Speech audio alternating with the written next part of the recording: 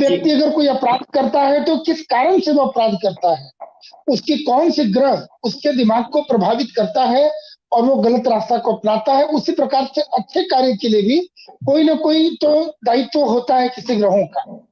हम पिछली बार जैसा बताए तो पुनः स्मरण करना चाहेंगे नीले जी कि बृहस्पति मनुष्य के जीव के कारक हैं और जितने भी जीवाणु विषाणु होते हैं वह राहु और केतु से संबंध रखने वाले होते हैं। राहु और केतु से संबंध रखेंगे तो जीवाणु का ये वो उनका एक वही प्रतिनिधित्व करता है जीवाणु विषाणु का। मैं कोरोना शब्द नहीं लिखा था अखबारों में और आपके साथ भी जो वार्ता मेरी हुई थी, मैं किसी वायरस जिससे जीवाणु हम विषाणु की बात किए थे, कोरोना का नामकरण ये बाद में किया गया, नाम जो भी हम रख दे, किंतु ये बेसिक रूप से ये विषाणु है, वायरस है, संक्रमण है, जिसकी चर्चा हमने पहले करी थी। आज भी वही बात बोलूंगा, बृहस्पति और केतु के योग के कारण ये विषाणु पनपा और जो ये प्राकृतिक आपदा है, ये तो हमारा ज्योतिषीय पक्ष है। और जैसे आपने कहा धार्मिक पक्ष में आज कलयुग के मानव को ये गले में उतरने में बड़ी दिक्कत होती है, किंतु कहीं ना कहीं हम भारतवासी हैं, हमारी आध्यात्मिकता हमारी धार्मिकता के कारण हम संपूर्ण विश्व के पटल पर विश्व गुरु के सिंहासन पर विराजमान रहे हैं, तो हम अपने धर्म के पहलू को छोड़ नहीं सकते। मनुष्य जितना अत्याचार कर रहा है और वो किस पर कर रहा है, प्रकृति पर घुमा फिरा कर उसका असर प्रकृति पर पड़ रहा है। चाहे पेड़ कटने की बात हो, चाहे जनसंख्या विस्फोट की बात हो, चाहे मनुष्य की जीवन शैली की बात हो, इन सारे अत्याचार का प्रतिफल कहाँ रहेगा? वो घूम कर हम एक शब्द भी बोलते हैं तो उसकी प्रतिध्वनि घूम कर मेरे ही पास वापिस आती है। ऐसा सिद्धांत है विज्ञान का भी।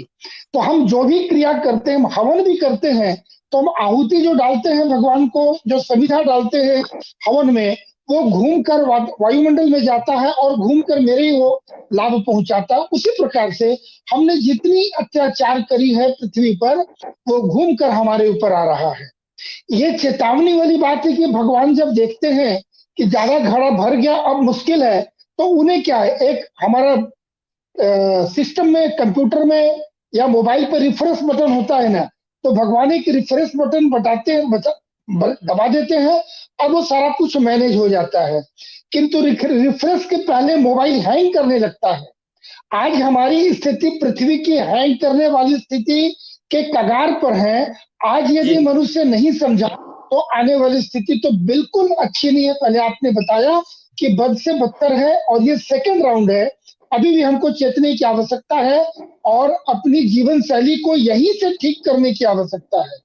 इसके बाद अभी दूसरे वक्ता से भी बात की जाए, मैं इसके पर आध्यात्मिक पहलू पर इसके बाद में अवश्य आपसे बात करूंगा। जी नीले जी। जी बिल्कुल बिल्कुल स्वामी जी।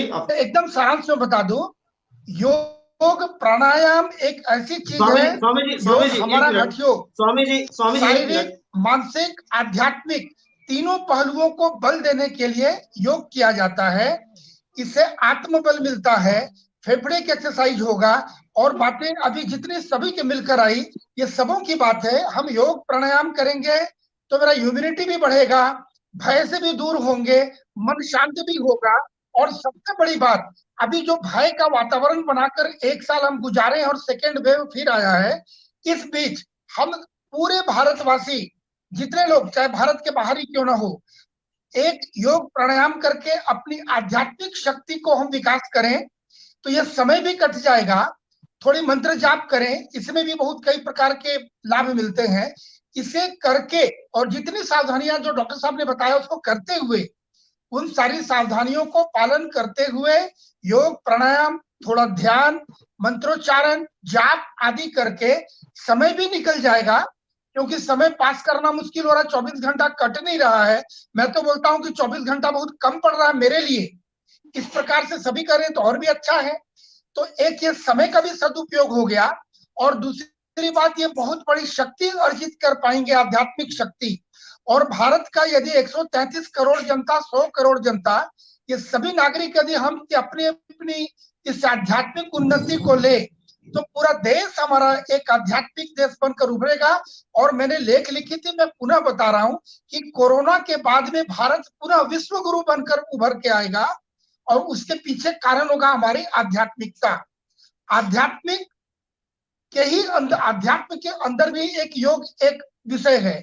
तो अपनी लेकिन आध्यात्मिक स्वामी जी जब उन्नति, तक बचेंगे हम तभी तो। 84 लाख योनि स्वामी में जी, मनुष्य स्वामी योनि जी, प्राप्त किए हैं आध्यात्मिक उन्नति प्राप्त, मोक्ष प्राप्त करने के लिए। बिल्कुल स्वामी जी, आप आपकी बात मैं समझ रहा हूँ, लेकिन विश्व गुरु बनने या जी। फिर उससे आगे बढ़ने के लिए हमें जिंदा रहना भी तो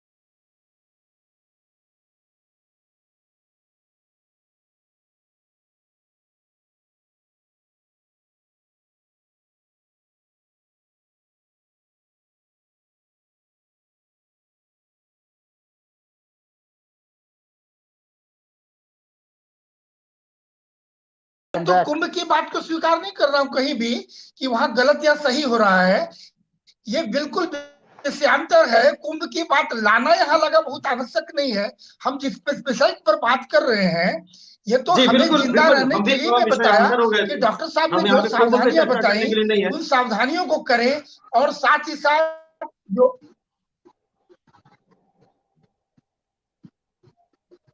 हाँ, जी बोलिए आप, जो गलत आवाज हो आ रही रहा है। है वो गलत है, या वो कुंभ हो या तबलीगी हो, ये जो भी हुआ है गलत है। हम इससे बिल्कुल भी बिल्कुल, सहमत नहीं है। चलिए बिल्कुल हाँ, बिल्कुल, बहुत तो बहुत ये धन्यवाद। सारी और अब सावधानियों देखिए को कि एक करने बार, के बावजूद इसके अतिरिक्त हमें योग, ध्यान, प्राणायाम, मंत्रोच्चारण करना चाहिए। जी बिल्कुल बिल्कुल, मैं